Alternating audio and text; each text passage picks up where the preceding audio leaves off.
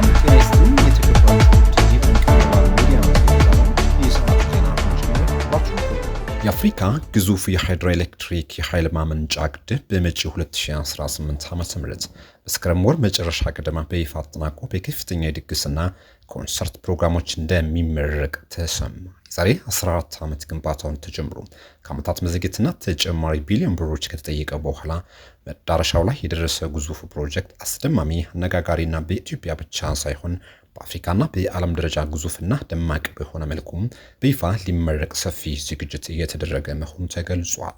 ዓለምን በሚያነጋግር ድምቀት እንዲከበር አቅጣጫ ተቀምጧል። ግድቡ ግዙፍነቱን ከኢትዮጵያ አልፎ የአፍሪካ ትንሳኤን ማሳየቱንና የአንድነትን መገለጫነቱን በሚያሳይ መልኩ ይመረቃል የተባለ ሲሆን ፕሮግራሙ ላይ ከዓለም ዙሪያ የተውጣጡ ጋዜጠኞች ይጋበዛሉ። ከተለያየ የሙያ ዘርፍ የመጡ ታዋቂ ሰዎችና የሀገራት መሪዎች ይታደማሉ። እንዲሁም ዝነኛ የዓለማችን አቀንቃኞች ተገኝተው ስራቸው ያቀርባሉ ተብሏል። የምረቃ ፕሮግራሙ በህዳሴ ግድብ መገኛ በቤኒሻንጉል ጉሙዝ ክልል ጉባ ወረዳ እንዲሁም በአዲስ አበባ እንደሚካሄድ ተጠቁሟል።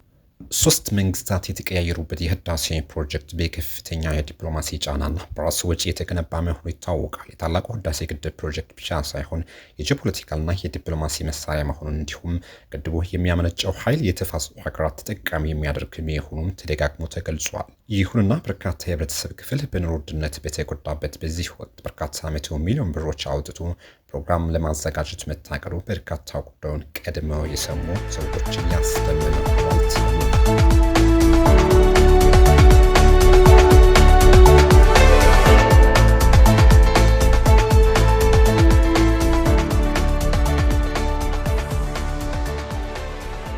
በበይነ መረብ ለሚሰጠው የ12ኛ ክፍል ፈተና ከ80 ሺህ በላይ ኮምፒውተሮች እየተዘጋጁ ነው ተባለ። ሀገር አቀፍ የትምህርትና ምዘና ፈተናዎች አገልግሎት ዋና ዳይሬክተር ዶክተር እሸቱ ከበደ እንደገለጹት ለፈተና ከሚቀመጡ ከ608 ሺህ በላይ ተማሪዎች ውስጥ 150 ሺህ ያህሉም በበይነ መረብ ለመፈተን ታቅዷል ብለዋል።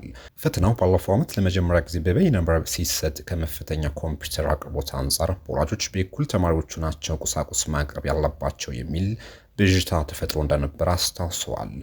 በመሆኑም ይህንን ችግር ለመፍታት ከሰኔ 23 እስከ ሐምሌ 8 ቀን 2017 ዓ.ም የሚሰጠውን ፈተና በበይነ መረብ ለሚወስዱ ተማሪዎች ከ80 ሺህ በላይ ኮምፒውተሮች እየተዘጋጁ መሆኑ ጠቁሟል። ተማሪዎች በራሳቸው የመፈተኛ ቁሳቁስ እንደሚያቀርቡ የገለጹት ዋና ዳይሬክተሩ፣ ሆኖም ግን ልጆቻቸውን በግል ትምህርት ቤቶች የሚያስተምሩ ወላጆች በራሳቸው ፍቃድ ቁሳቁሶችን በድጋፍ መልክ ብቻ ማቅረብ እንደሚችሉ አስገንዝቧል። ፈተናውን በወረቀት የሚወስዱ ተማሪዎች ሙሉ በሙሉ በዩኒቨርሲቲዎች የሚፈተኑ ሲሆን በበይነ መረብ የሚወስዱትን ደግሞ በዩኒቨርሲቲዎች፣ በመንግስትና በግል ትምህርት ቤቶች፣ በጤናና መምህራን ማሰልጠኛ ኮሌጆች እንዲሁም በቴክኒክና ሙያ ኮሌጅ ውስጥ ባሉ ኮምፒውተሮች ይፈተናሉ ማለታቸውን ተዘግቧል።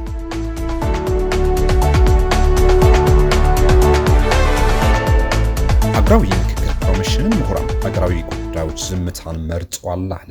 የኢትዮጵያ ምሁራን በሀገራዊ ጉዳዮች ላይ ራሳቸውን የሚያገሉና ሁኔታዎችን በዝምታ የሚመለከቱ መሆናቸውን የኢትዮጵያ ሀገራዊ የምክክር ኮሚሽን አስታወቀ። ለኢትዮጵያ ሀገራዊ ምክክር ውጤታማነት የምሁራን ሚና በሚል ርዕስ ሀገራዊ የምክክር ኮሚሽን ግንቦት 9 ቀን 2017 ዓ.ም ባዘጋጀው መድረክ ምሁራን በሀገራዊ ጉዳዮች ላይ እያሳዩት ያለውን ዝምታ በምክክሩ ሂደት ላይ እየተንጸባረቀ ነው ብለዋል። የአገራዊ ምክክር ኮሚሽን ምክትል ዋና ኮሚሽነር ሂሩት ገብረስላሴ እንደተናገሩት ምሁራን በአቋምና በአመለካከት ልዩነቶች ሳይጋረዱ በምክክር ሂደቱ ላይ የላቀ አስተዋጽኦ ማበርከት አለባቸው ብሎ ኮሚሽኑ ያምናል ብለዋል።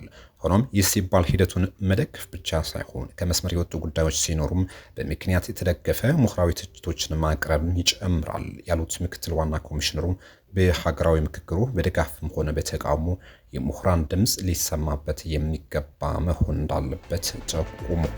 ክቡራን የአንቅ ግሎባል ሚዲያ ተከታታዮች ለሰዓቱ